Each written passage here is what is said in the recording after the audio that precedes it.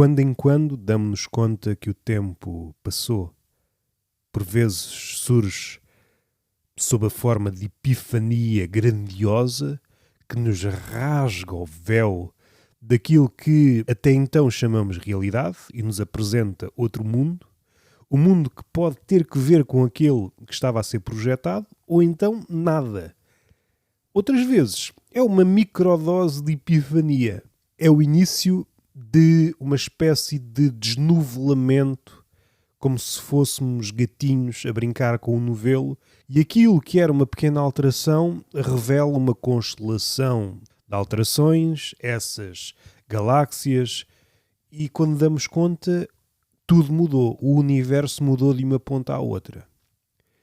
E eu tive essa microdose de epifania no Natal, quando fui visitar a minha avó no Alentejo interior. Aquilo que dizíamos com propriedade, não se passa nada, e sobretudo dito num tom de citadino, e eu sempre convivi, ou melhor, aprendi a conviver com o nada. Eu passei as minhas férias grandes no Alentejo, naquela zona, não havia nada para fazer, à exceção de umas horinhas, dado que estávamos numa espécie de recolher obrigatório, só que ao contrário daquilo que acontece nos países em guerra, a partir de uma determinada hora vamos para casa, ali não era a guerra que determinava as entradas e as saídas, era o sol, sobretudo o sol. Estava demasiado calor para saíres. E eu fui durante muito tempo um preso da luz. Eu estava enclausurado pela luz. O que, na altura, não sabia, mas era uma contradição das acessões, ou da metáfora, ou da simbologia da luz. A luz, que é a libertação, no meu caso, era a prisão máxima. Não podes sair porque o sol está muito forte. E eu só aprendi o que era vitamina D quando fiz 18 anos, estou a brincar. E só conseguia sair ali para a tardinha. Ok, ainda está a luz, mas está muito mais fraca, tens aí 1 horinha, 2 horinhas para brincar. O lusco-fusco para mim era sinónimo de liberdade e eu aproveitava, ai caraças. E foram longos e fecundos períodos de tédio. Não havia grande coisa a fazer, ou brincava comigo mesmo, ou observava o crescimento da sombra essa originada pela casa. Eu sabia que a determinadas horas a sombra estava ali e o que é que isso significava. Ainda falta determinado tempo para eu poder sair. Aquilo que os presos fazem nas paredes, risquinhos, eu contava mentalmente os centímetros de sombra até que pudesse ir brincar. E volta e meia era confrontado com a liberdade alheia. Os putos que podiam brincar a qualquer hora do dia, eu era uma espécie de semi-vampiro. O sol podia-me desfazer em pó. E eu tentei ludibriar a minha avó. Avó, eu uso um boné. Não, um boné, apesar de ter um certo poder, supondo que eu tinha 1 hora e meia de brincadeira sem ouvir raspanetes. Já falamos no fecho, que também é importante. Eu era uma espécie de bela adormecida, com um horário muito comprometido. Mas já vamos aí. O que é que o boné me dava? Dava-me mais 30, 20 minutos. Se eu podia brincar sem boné 1 hora e meia, com o boné podia brincar 2 horas. Isso fazia com que eu fosse liberto. A minha carta de alforria não era permanente e daí uma contradição em termos. Era como se eu necessitasse de uma carta de alforria todos os dias e fosse limitada, eu fosse um cidadão livre durante 2 horas do dia ou 1 hora e meia se não tivesse boné, e daí que, embora toda essa situação fosse um cenário de guerra, eu criasse uma ligação muito simpática com o boné. Eu sempre vi o boné como um símbolo de liberdade. Boné no alto da pinha, posso sair. Isto não são só facilidades. Eu sempre fui portador de uma cabeça grande. E aquilo que acontecia muitas vezes é que comprava bonés noutra altura do ano, quando estava em casa, mas não usava bonés. Quando chegava ao Alentejo nas férias grandes, dava-me conta que a minha cabeça era demasiado grande para aquele boné. Logo, tinha um boné, mas não podia usar o boné devidamente.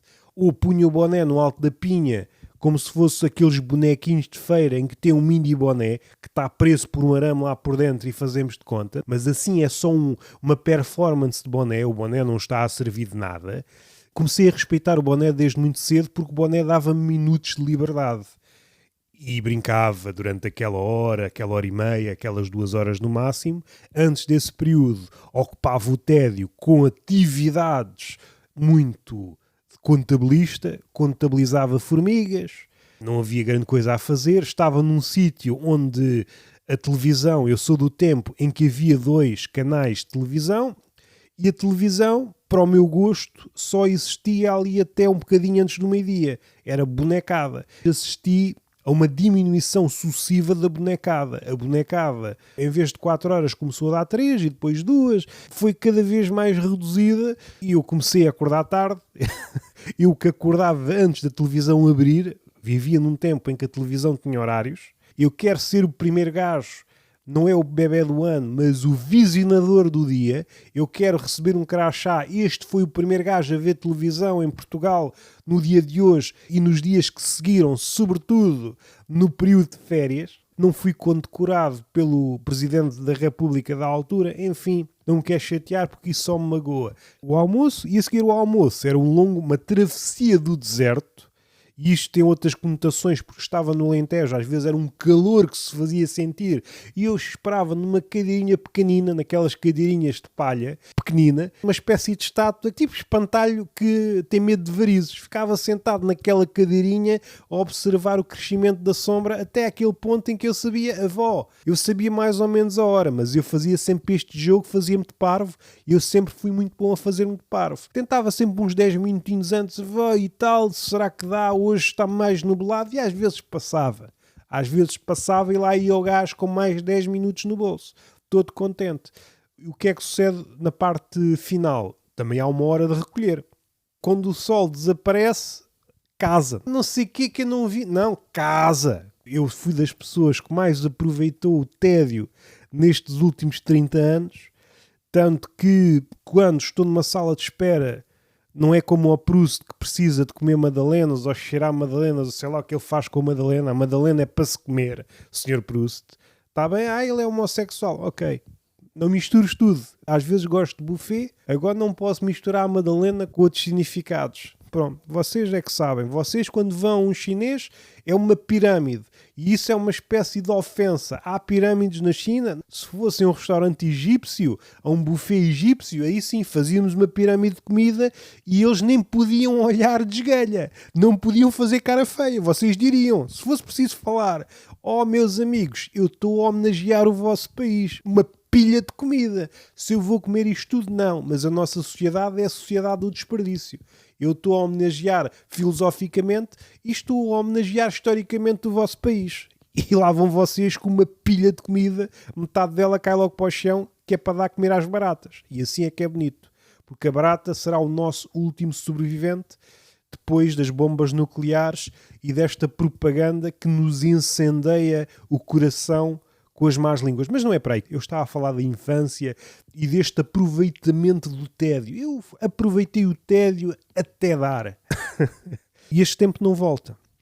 Este tempo não volta. Isto para fazer uma ligação com uma crónica do Gonçalo M. Tavares da semana passada no Expresso, em que era mais ou menos intitulada Não temos tempo para nada. Nós estamos sempre atrasados. E esta ideia contrasta absurdamente com estes tempos antigos da minha biografia. E não é uma biografia ficcionada, tipo Padilha Lopes e coisa do género. Não é uma biografia ficcionada, tipo escritor-poeta que está à espera da morte. Ele, melhor que ninguém, está à espera da morte e sabe, tem que encher a minha biografia de enxumaços, caso contrário não olham para mim. Este rapaz é tão magrinho, esta poetisa é tão magrinha, não vale a pena um olhar dedicado.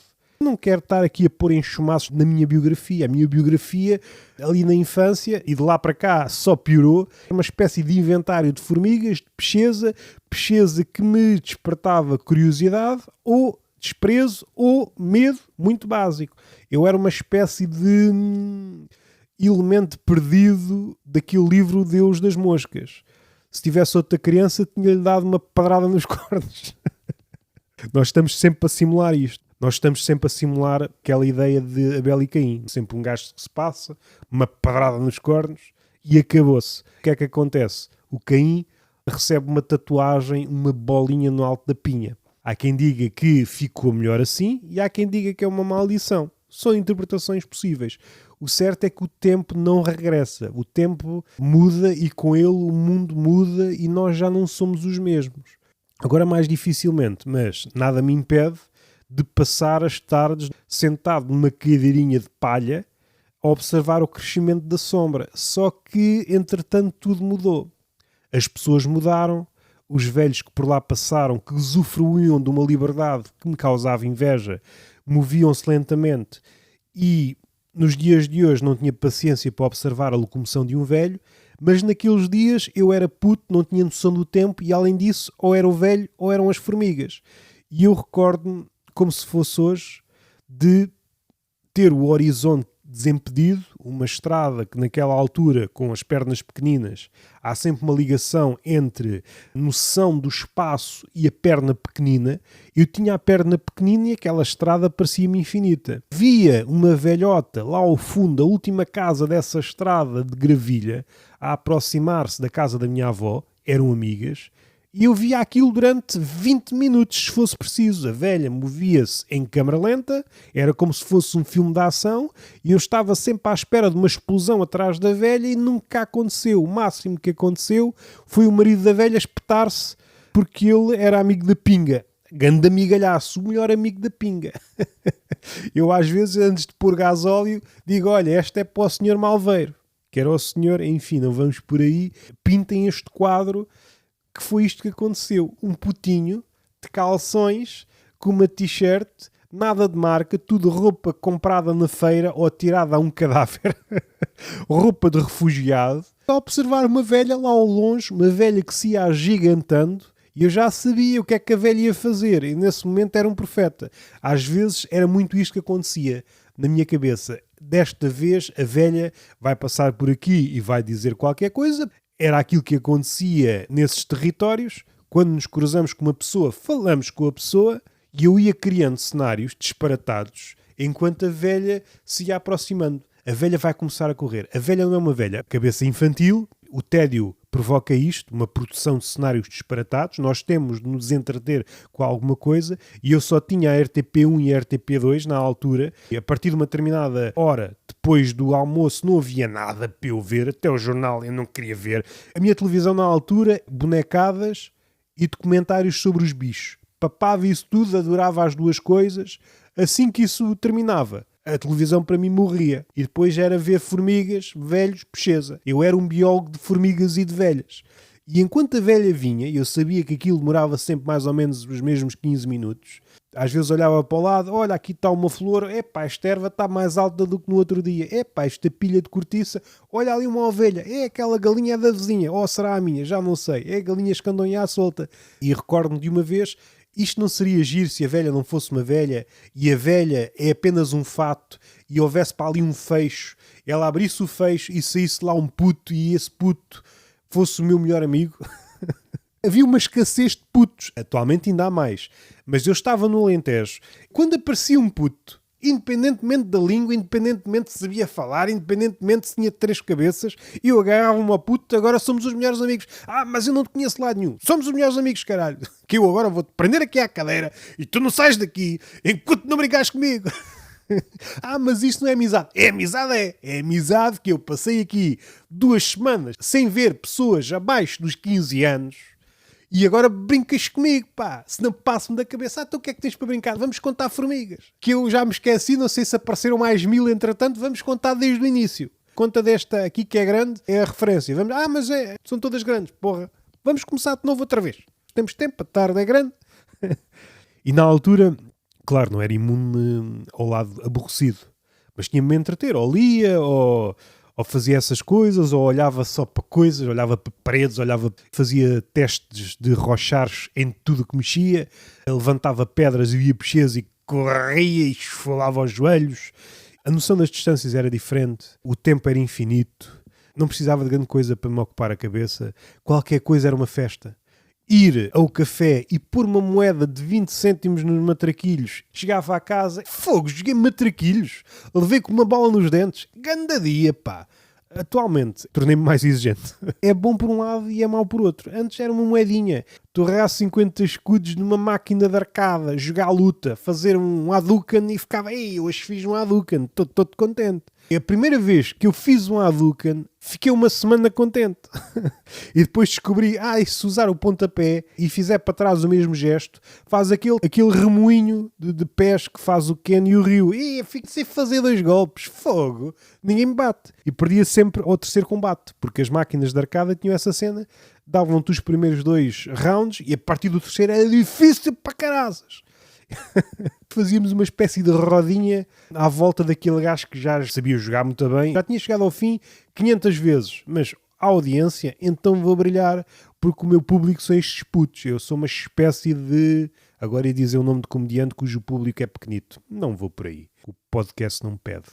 Estamos falados. Mais um Roberto Gamito, o primeiro Roberto Gamito do ano. E até à próxima. E até ao próximo apiadeiro.